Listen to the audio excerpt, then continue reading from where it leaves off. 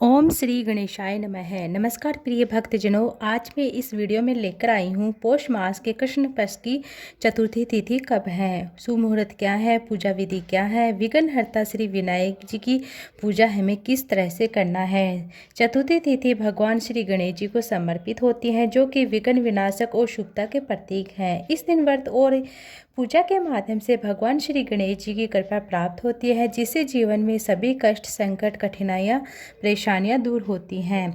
आइए इस पावन दिन की पूजा विधि, शुभ मुहूर्त के बारे में जानते हैं। इस बार पौष मास के कृष्ण पक्ष की चतुर्दशी तिथि प्रारंभ हो रही है 18 दिसंबर दिन बुधवार का दिन भी वैसे गणेश जी भगवान को ही समर्पित होता है।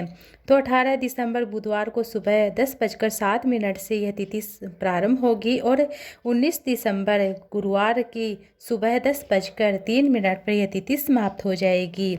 संकट चतुर्थी का व्रत 18 दिसंबर दिन बुधवार को ही रखा जाएगा। बुधवार का दिन भगवान विघ्नहर्ता गणेश जी को समर्पित होता है। ऐसे में इस तिथि का बहुत अधिक महत्व हो जाता है।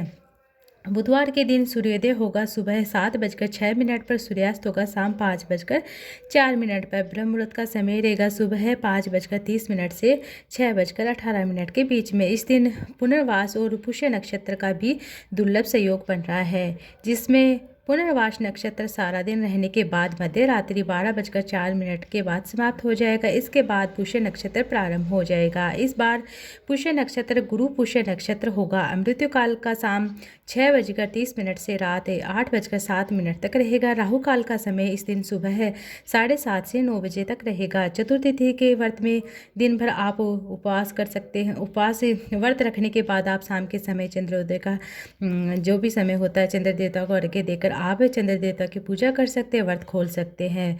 बिना चंद्र देवता की पूजा यह व्रत अधूरा माना जाता है। अगर किसी कारणवश से आसमान में चंद्रमा दिखाई नहीं देता तो भगवान शिव के मस्तक पर विराजमान जो चंद्रमा होता है उसका पूजन भी कर सकते हैं। इस दिन पूजा के शुभ मुहूर्त, जिसमें पूजा का शुभ मुहूर्त सुबह 5:46 से 7:08 के बीच में रहेगा।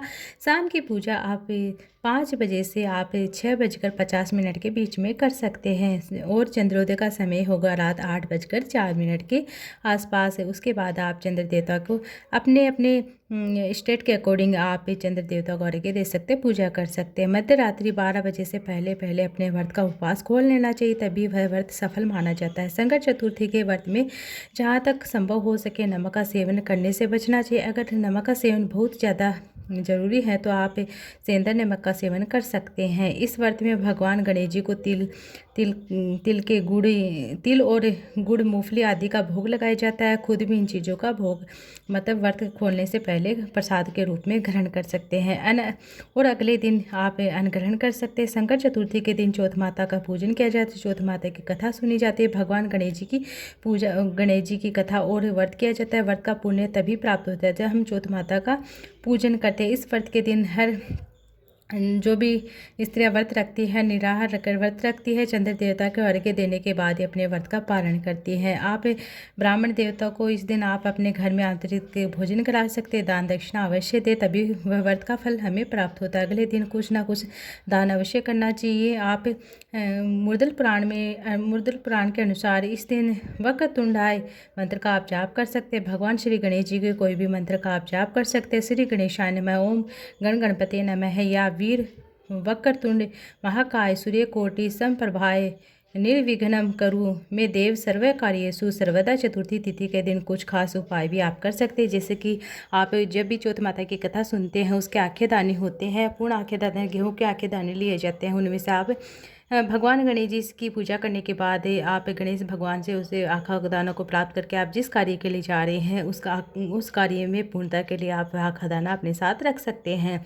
और ये संतान सुख समृद्धि के लिए, सुख प्राप्ति के लिए भी यह व्रत किया जाता है। जीवन में चल रही जो भी बाधाएं दूर होती है, जिसकी जैसी कामना होती है चौथ माता और भगवान गणेश जी उसकी वह कामना पूर्ण करते हैं। तो चतुर्थी के दिन शाम के समय हो सके तो आप समी का पेड़ है तो आप पूजन जरूर करें। गणेश भगवान को समर्पित होता है। उन्हें शाम के समय समी के पत्ते अर्पित करने से सुख समृद्धि आती है। इसलिए चतुर्थी के दिन आप भगवान गणेश जी को सिंदूर का तिलक अवश्य लगाएं। चतुर्थी के दिन भगवान गणेश जी को गेंदे का फूल, गुड़हल का फूल, मोदक या अवश्य अर्पित करें। यदि खुद अपने घर में प्रसाद बनाए तो वह भी आप भोग लगा सकते हैं। पंचरत्न स्तोत्रम का पाठ कर सकते हैं। श्री गणेश जी महाराज का जो पंचरत्न स्तोत्रम का पाठ है वह कर सकते हैं, आपको लाभ देखने को मिलेगा। धन दाता गणेश भगवान के स्तोत्रम का पाठ कर सकते हैं, अपार धन संपत्ति की प्राप्ति होगी। इसके अलावा भगवान श्री गणेश जी को समर्पित चतुर्थी कथा का आप पाठ श्रवण करें, चौथ माता की कथा सुने, गणेश जी की स्तुति करें। गणेश भगवान के सहस्त्र